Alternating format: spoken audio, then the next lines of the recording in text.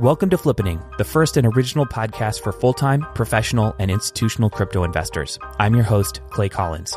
Each week, we discuss the cryptocurrency economy, new investment strategies for maximizing returns, and stories from the front lines of financial disruption. Go to flippening.com to join our newsletter for cryptocurrency investors and find out just why this podcast is called Flippening. Clay Collins is the CEO of Nomics. All opinions expressed by Clay and podcast guests are solely their own opinion and do not reflect the opinion of Nomics or any other company. This podcast is for informational and entertainment purposes only and should not be relied upon as the basis for investment decisions. My guest today is actually me. In this episode, I'm interviewed by Rob Paone, host of the Crypto Bobby podcast. Anyway, a few weeks ago, Rob interviewed me for his show, and I liked the content so much that I asked Rob if I could air a modified version of that conversation here for you today.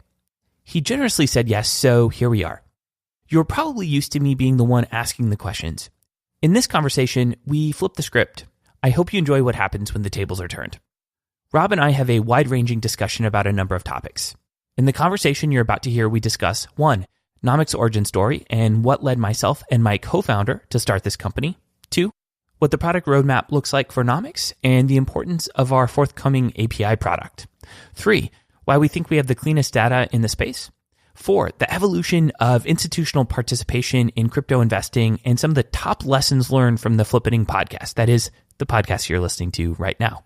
5. The ethics of crypto asset liquidity events or ICOs. 6. Telegram hedge funds. 7. The evolution of ICO fundraising. 8. Crypto index funds and crypto funds of funds. 9. Decentralized exchanges. And 10. Our favorite crypto projects right now. Please enjoy this conversation between myself and Rob Paone.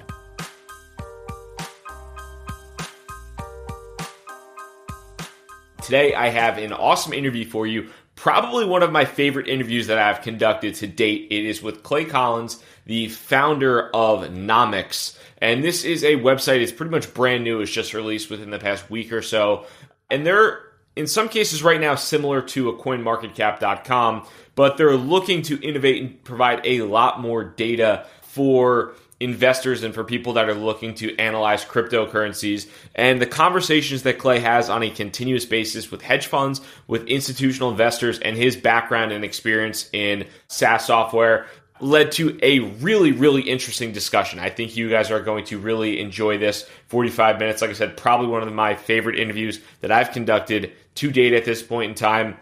So definitely sit back and enjoy this one. Let's get into it.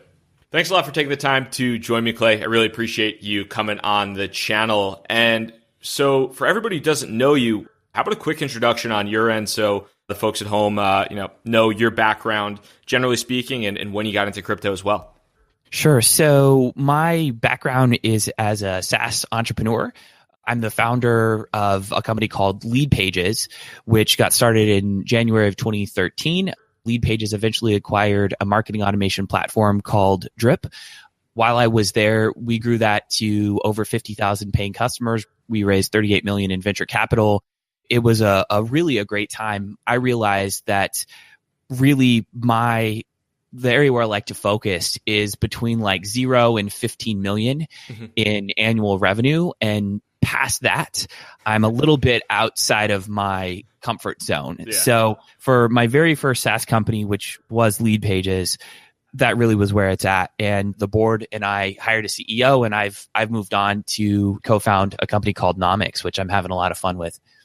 Absolutely. And I have Nomics up on the screen now, so we can definitely talk about that a little bit more. And it's funny too, because we were talking beforehand that I think back maybe 2013, 2014, pretty early on with Lead Pages, I was definitely one of those paying customers. Heard you through a podcast, a Pat Flynn podcast a while ago. So I've definitely been kind of a fan of yours for a while. So seeing you at least with Nomics and kind of the founding there, transition into the crypto space has been pretty cool. So tell me a little bit about Nomics, because you have a podcast, and then you also have a kind of a front end website right now as well. So a little bit of a high level overview of what you're doing at Nomics would be awesome now.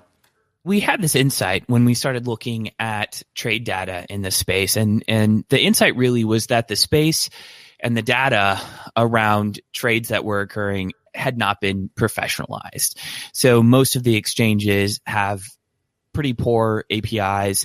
And anyone who's trying to collect trade data and backtest their hypotheses against that data, or, receive in real time information about what's going on in the market, is going to be pretty frustrated. And if they're trying to integrate with multiple exchanges, they're going to be extremely frustrated. The formats change frequently. There's often lots of times when the APIs go down, so you have to go and catch up on data that was lost during that period.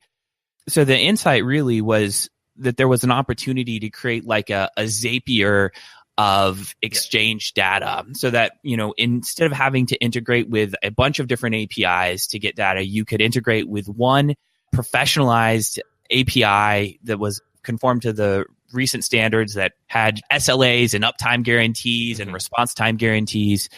And we could provide that to family offices, hedge funds, professional investors, so that they can do everything that they need to do to operate their funds and strategies. So that's the back end of Nomics. And that's how we'll monetize the platform. The front end is, probably what's available at nomics.com right now, which is just the first installment of over 17 types of pages that are going to be available there. We really saw an opportunity to provide something with great design, that was fast, that was intuitive, that had things that you come to expect from websites, like terms of services and privacy policies and contact us pages and phone numbers, that there was a real opportunity to provide, again, a level of professionalization to the data that's there. But the front end is really to market the back end. We are going to invest a lot into it, because we've decided we're not going to invest in like pay-per-click or a sales team. We're going to put our marketing budget into the front end. That's really interesting, and I think a good way to approach it, especially when, I guess, the just environment in the crypto space in general. And I like the front end so far. And the front end's relatively new, correct? It's been out for, I guess, how long has it been out for at this point? It's less than a week at this point. Gotcha. So right now there's a couple different data points. I mean, market cap, price, daily change, volume, all-time high, things like that. And there's actually a pretty solid number of close to 400 plus cryptocurrencies or crypto assets, whatever you want to call it, that you could choose from. What type of data points are you looking at gathering in the future, in addition to, what might be available now? Is there anything specifically that you kind of have your eye on that you feel like is, from an investing standpoint, something that's very needed in the space? So phase one for us was just making sure that our data was clean. And I would sort of assert that we have the cleanest data set in this space. We've indexed over 1 billion trades right now, so there's no gaps. But in terms of collecting additional data points, I talk to probably a developer at a hedge fund every 1 to 2 days. And I'd say the requests really come in one of two buckets. Usually they're saying, like, my life sucks because I spend so much time that I could spend doing really cool stuff with this data, just cleaning up the data. So that's one kind of ask, is just give us good, clean data behind a professional API. The second request has to do with, better crystal balls. So a lot of these funds have hypotheses around sentiment, around momentum, around, GitHub analytics. So how active is the development team? How active is the Telegram group? Is the Reddit group? So a lot of requests we're getting right now are around that. We're more interested in fundamental analysis. So we're going to be moving to more on-chain analytics and showing things like the NVT score, netoid functions, which are really interesting. I think it's really about moving to more fundamental data and on-chain analysis. I think the social sentiment could be interesting, but there's just so many bots, and people have realized that a lot of investors are looking at this data in the aggregate and not looking at the specifics. So it's really being gamed. Even Telegram groups, Reddit groups, Slack groups. It's really nuts. It's the Wild West out there. Yeah, no, for sure. And I think it's really interesting kind of how you're approaching it too, and what you're doing at this point. I actually had a conversation yesterday, and it's maybe a little bit similar goal, but more on trade execution side, where it was Alexander Kravitz I spoke to. He's the co-founder of a company called xtrade.io, and they're trying to kind of build, or they've, I think, have a beta in process right now for an API across exchanges that will allow for trade execution across exchanges, and long-term try to provide liquidity between exchanges, get the best price, things like that. But the level of like infrastructure, whether it's data or trade execution right now, it's still so like nascent in the industry. And the type of tools that are coming out like Nomics and like some of these other ones that are trying to fill that gap, I think is going to be really fascinating to watch, especially as a lot of, like you said, hedge funds, family offices, institutional investors are coming into the space.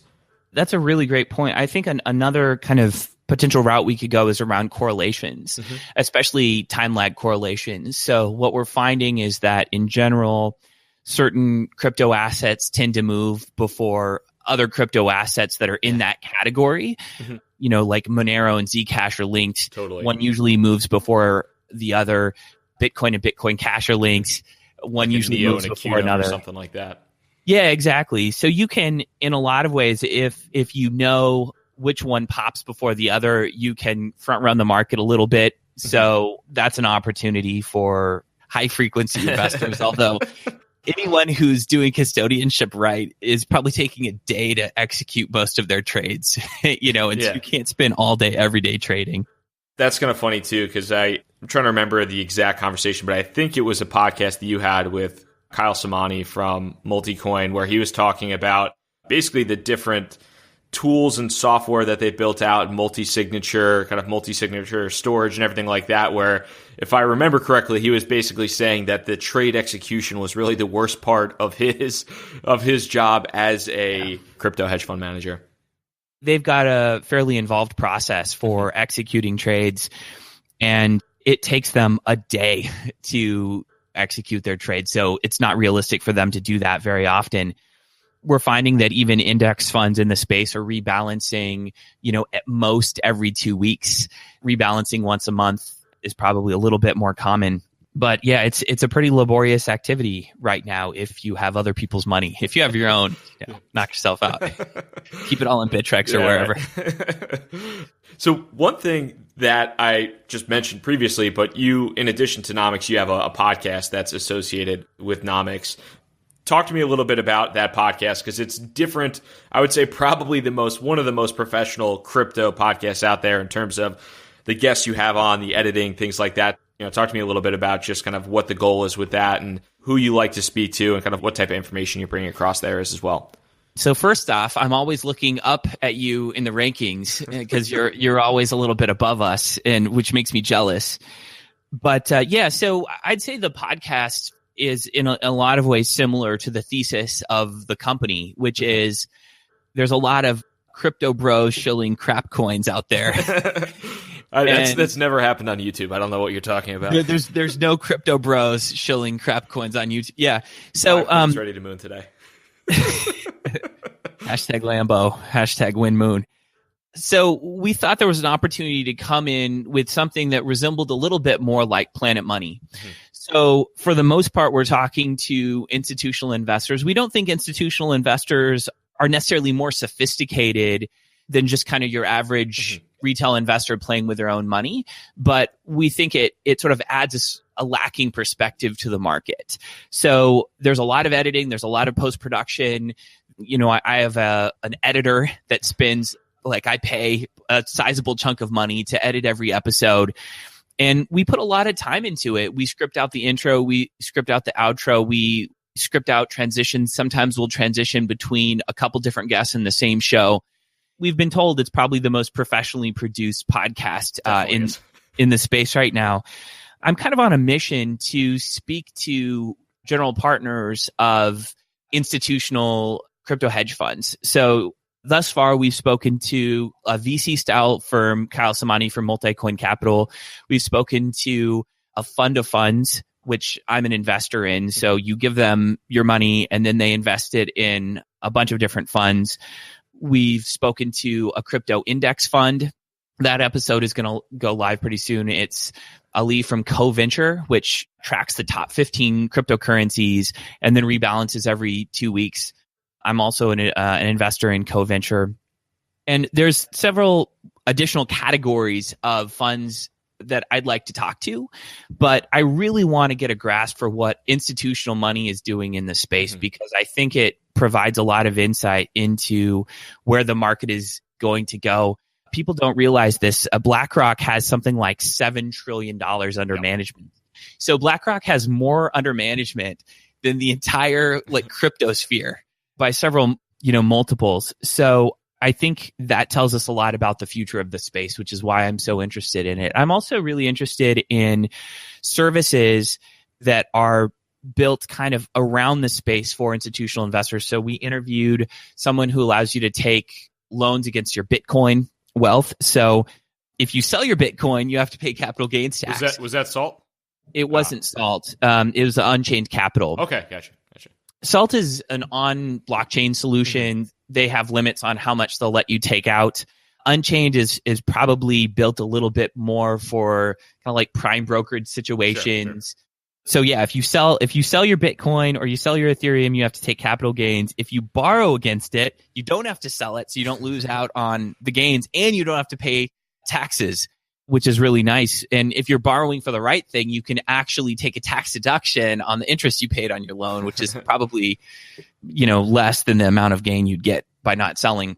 So that's what's going on there. It takes a lot of time. It's a ton of work. Sometimes I'm up late at night, like cursing myself, like, oh God, another, I've got to write more scripts here, but it's been a fun journey. We'll see what happens. Yeah, it's you've done fantastic work with that. I've listened to quite a few of the episodes and really enjoyed them. So it's been awesome to see, that level of you can just tell as somebody who makes a podcast, but doesn't spend anywhere near the amount of time producing it, probably at 5% of the amount of time, if that. You can definitely tell the amount of work you put into it, which is pretty awesome. Well, I think you're the smarter person here because you seem to be ranking above us, spending like 1/10 the time. So I don't know if I'm doing the right thing yet. Yeah, we'll have to see in the long game. So one thing that you've obviously spoken, like you said, speaking to hedge funds, hybrid crypto VC firms, institutional investors a few different times a week. What have you seen just in terms of speaking to those individuals? Are there any trends you're noticing right now just in the marketplace or anything that's kind of coming up consistently outside of maybe the need for just much better data to drive those investing decisions as well? Most of the innovation that's happening in the institutional, semi-institutional space is happening with family offices that have a lot of discretion with what they can do. So a lot of activities happening there. Probably the next step up are index funds. Mm-hmm. So, a lot of people aren't as interested in putting their money with a coin picker. I'm not sure they even think anyone knows what's going to happen, especially when a lot of these companies charge 20% carry and they have 2% fees. And in some cases, they are outperforming index funds. In other cases, in most cases, they're actually not. I'm seeing kind of this progression go from family offices to multifamily offices to index funds. And then probably the next thing above that in terms of going up the institutional ladder is we're seeing a lot of, I'd say, non-risk averse VC firms like Andreessen Horowitz and Union Square put money into more VC style crypto hedge funds that do a lot of things that VCs do, like talk to teams and look over the code base. These are very expensive things to do in terms of just time and expenditure. So we're seeing VC funds put money into those types of firms, and it kind of stops there. Those are the kind of the three rungs. It's interesting. It's also even kind of going off that point too, just seeing some of the traditional VC firms, and I think there was an article pretty recently in regards to the Telegram ICO, as far as a lot of the more crypto-specific funds. I don't remember if it was specifically Pantera and some of the other bigger ones like Pantera, Block Tower, some of those ones that are passing on Telegram, and then some of the more traditional Silicon Valley-based VC firms that are very interested in putting money into like a Telegram ICO at a $2 billion valuation or whatever it might be. Yeah, I think there was a lot of fear of missing out, a lot of FOMO around deals that Andreessen Horowitz and Union Square had done. And then now they saw this company that had a ton of traction with a very ambitious project, and they thought it was time to get in. Another interesting trend that I'm seeing is the birth of like these Telegram hedge funds. So it's in many cases like one person who's a really good trader that maybe has a technical co-founder that's going and collecting data, and they're taking money from high net worth friends and family. Maybe their fund is between 1 million and 5 million. And they're posting information about wins and losses and gains and stuff in just a Google spreadsheet, like a private Google spreadsheet. And they're taking like 20% of the gains. But what's interesting about these types of Telegram hedge funds that are completely unregulated, you have to like trust the person, is that in many cases they're like denominated in Ethereum and they're ICO based. I like these funds that are denominated in Ethereum because there's this notion of alpha and beta gains. So beta gains, there's like if you invested in an index fund of the S&P 500, I know you know this, but I'm just sort of explaining for the larger audience. So if you invested in the S&P 500, it goes up 20% in the year, over a year. Those are beta gains. Those are just gains from, the market at large is having. Alpha gains are gains that you get. I'm probably slurring this. Like Ari Paul could probably rip me apart for this explanation. But alpha gains are gains that you're getting above and beyond the general movements in the market. Yep.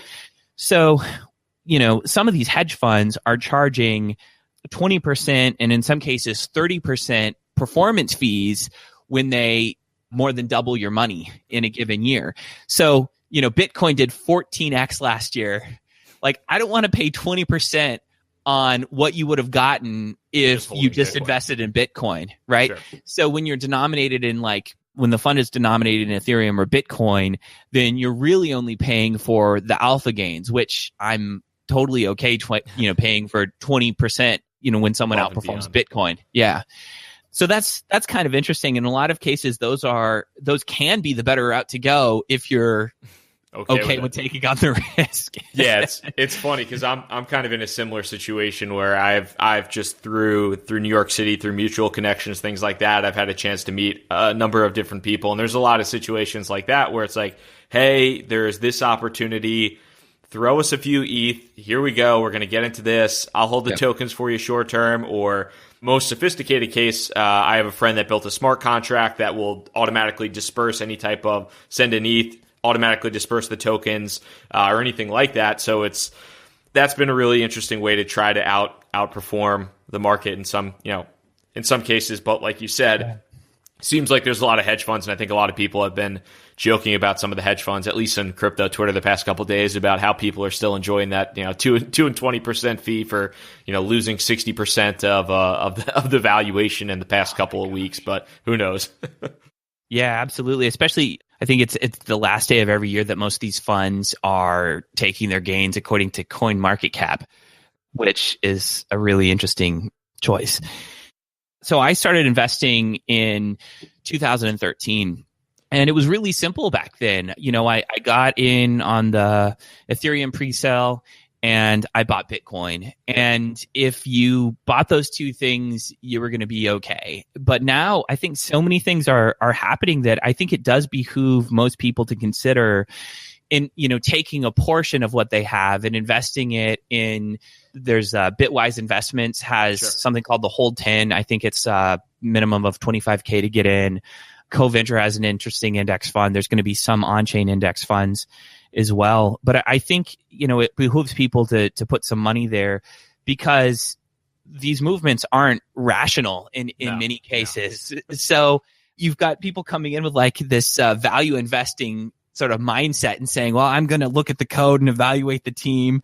And it's like, none of that matters. You've got Tron. And then I completely agree. I mean, that's the funny part about it is like I feel like there's so many just incredibly intelligent people with all these valuation methods and trying to go through a process of, this is why this coin is valued at X, this is why this coin is valued at Y. And then as much as I love Dogecoin, you got Dogecoin at $2 billion, or at least you did like a month ago. And there's no logical reason why a cryptocurrency that I don't think has had a GitHub commit in a year and a half or something like that is valued at $2 billion. But that's the crypto market, and I guess you can't really fight that trend until it goes the other way. I think that's why I do enjoy the diversification of like an index fund. There's a methodology and they just execute against that methodology. I think another interesting trend that we're going to see more of are these funds of funds.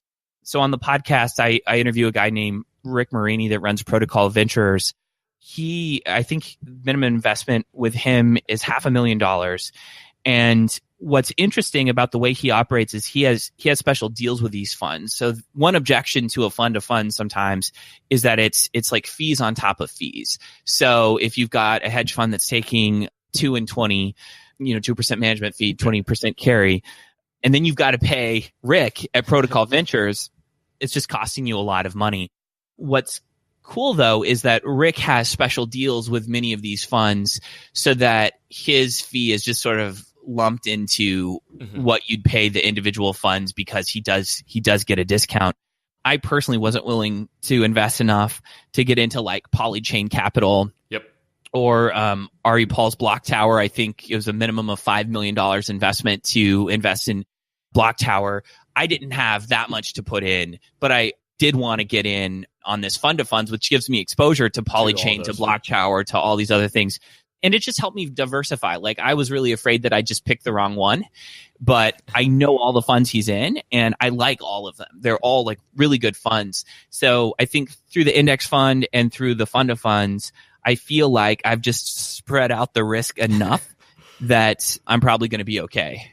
Absolutely. And that's interesting. And I think even too, I mean, there's like a certain level of investable assets for, I think, most people. And even I have a couple friends that have done well, and they've gotten to a certain point where they're looking at their portfolio and they're having like a small hedge fund kind of reach out and they'll say, hey, I want to put maybe, even if I don't want to go all in, I'll put 25, 30% of my capital in this, in this hedge fund just to diversify some of the risk. And hopefully if things go down, they're able to play that and I'll keep the rest on my own, not pay those fees, whatever it might be. So I think that's been kind of an interesting approach to see a lot of people develop, and the fund-to-fund approach is pretty cool. And I think even you can break that down.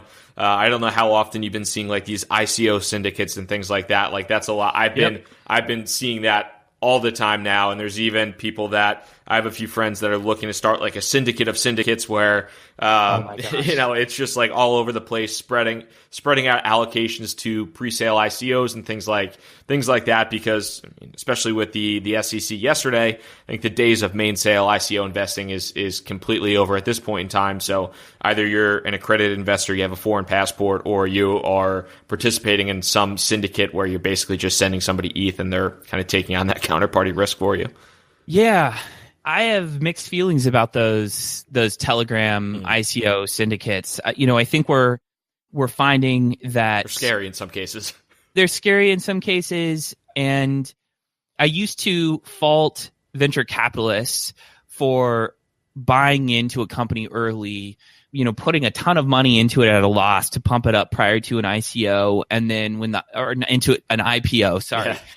And then when the IPO happened, pensions and grandmothers and people would buy this thing, and in many cases it would tank, but they just kind of sold off their gains to the public markets. What I'm seeing with a lot of these ICOs is a lot of them are scared to do a public ICO anymore. Yep. So what they're doing is they're going to these kind of sometimes shady, sometimes not, pools of liquidity in some of these syndicates and maybe selling $10 million to $20 million of their token at a huge discount, sometimes 50%, sometimes 80%. Right. And these people are buying up the tokens and reselling them on day one on these exchanges, not holding. It's just massive profits. And the only value that they're really providing is saving this company. Yeah, it's just liquidity on day one. I think sometimes that's good. Sometimes that's bad. I was reading, I don't want to name names here, but I'm not going to name names here, but there was a top tier investor, which there's 3 initials associated with their firm. There was a top tier investor that was essentially buying tokens at a huge discount, allowing the project, to do a bunch of press around the fact that this company had invested, and was simply flipping those tokens when they hit the public exchange. And like, that's all they were doing, was slapping their name on it, buying the tokens at a discount and flipping them. That's not a value added service. No. It's something too. I mean, for anybody that's watching it now, I mean, as a retail investor, as somebody that might be participating in ICO or looking afterwards at some of these ICOs, I mean, I think that's one thing that you definitely need to be aware of is, not to call anything out, but behind the scenes, there is a lot of that going on where there are some of these bigger hedge funds or people that are prominent in the space that are getting massive discounts on some of these ICOs and some of these tokens. And day one, when it hits a prominent exchange, you're buying their token at a at 100% profit to them, and they'll continue to sell that, and you might see some depreciation in that price due to that. So it's that's been an interesting trend to watch. And then also some of the companies that maybe are a little bit more respectful of that, whether they're implementing lockups on implementing lockups and things like that. But on the other end of the spectrum, when you think about lockups, who knows where the crypto market's going to be in 3 years? So how many investors are really that confident? You might be incredibly confident in a project, but crypto market could be $5 trillion in 3 years. It could be at $100 billion in 3 years. I don't think anybody knows. And participating in a lockup like that, I think, is a pretty big risk for at least some of these folks. What people give up in security, they gain in liquidity. Yeah. And having very little liquidity and high risk is just, it's hard for me to stomach as an investor. One of the I don't know if this is something you're seeing at all, but I think one of maybe the interesting developments that's starting to go on too is these pre-sale ICOs that are followed by an airdrop to whether it's I think Polymath was one of the ones that recently did it, and there's been a couple other ones, but that's been something that I've been seeing. I don't know if that's something that you've heard about at all, but it seems like that's like a trend from like a regulatory perspective. Maybe is more favorable from a regulatory standpoint, and then the airdrop kind of adds a level of liquidity on day one. That's kind of interesting. I mean, I think it was Naval Ravikant who started referring to fair coins, so coins that distribute tokens to hundreds of millions of people if possible. So the wealth is spread far and wide. I haven't tracked a lot of the airdrop activity. I just haven't done enough there. I probably missed out on a lot of free money. I don't know. Are you getting in on airdrops? In some cases, the Polymath one, I think at the time it was like $250 of free money. Just that all you need to do is sign up for an email. So that was pretty interesting. But I think there's some other ones that seem to be following that, because I guess from my mind, obviously if there's a company out there like, I feel like there's a really interesting balance, because a company like Telegram, they might raise a ton of money, or they're trying to raise a ton of money. But if it's at least in my mind, if they're trying to have end user adoption, does end user adoption really get assisted when you have 10 hedge funds that buy up all the tokens? Or is there a better way to approach that where you can actually get small individuals and investors in addition to maybe those hedge funds that provide the large blocks of initial funding? So I feel like that's been very interesting to watch develop, at least from my point of view. Yeah. I agree. It's sometimes I'm just kicking back and eating popcorn. I don't have an opinion on a lot of this stuff.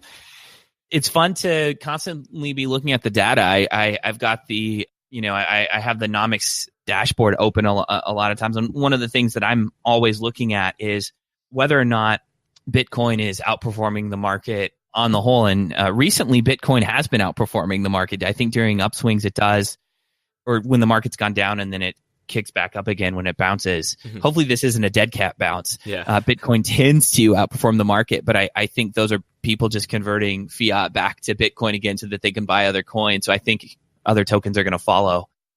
As far as looking at the crypto ecosystem in a large scale, is there any specific project? It could be a crypto asset, a currency, or just something that's kind of ancillary in supporting the crypto ecosystem. Is there anything that you find very interesting right now?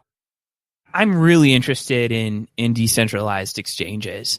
So 0x is something that I have a lot of conviction about. I remember when I interviewed Kyle Samani on the Flippening podcast. So the interview with him actually happened, I believe, in late October, even though it took us several months to actually publish it.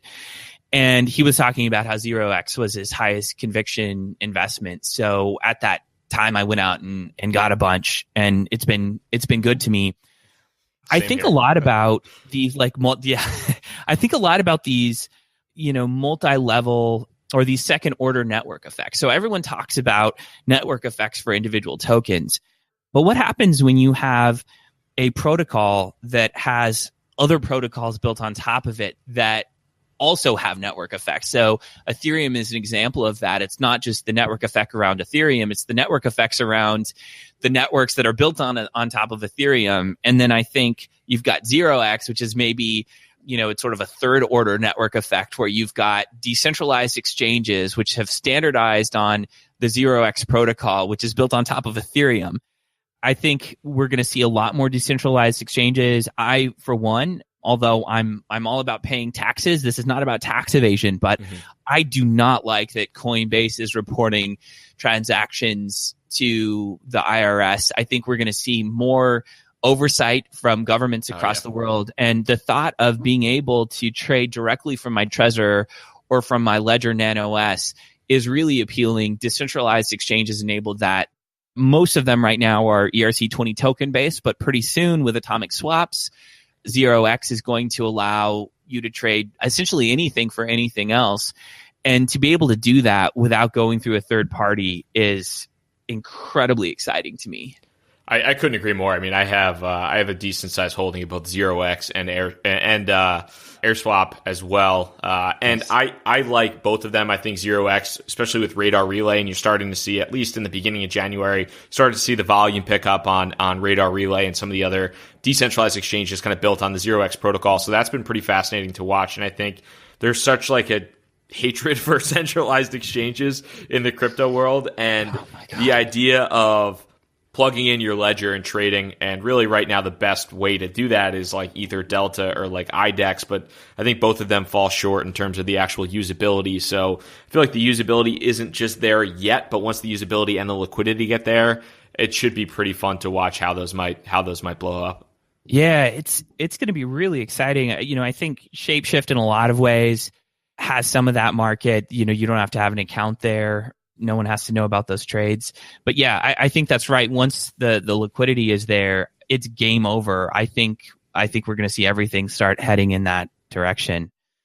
How about you? What else? What are you interested in these days? What tokens are you? I'm not any tips for me? So I mean to your point too, I'm a big fan of both 0x and AST. So I like both of those. I'm speaking to, I think I actually just scheduled an interview today with the AirSwap team for February 14th. Nice. So that should be interesting to get in contact with them and hear a little bit about what they're trying to do. I think they have a solid team there.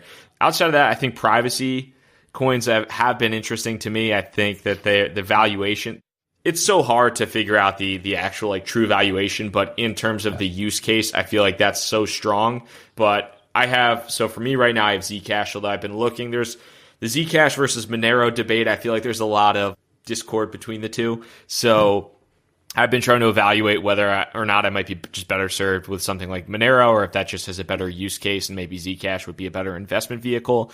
So trying to figure that out at this point in time. And then I have still been looking at opportunities within ICOs. I think there's still quite an opportunity out there, but it has to be really a perfect scenario. And I think there's something to be said about the projects that are conservative and raising that like sub $30 million hard cap, because there are so many terrible cryptocurrencies out there that are $100+ million.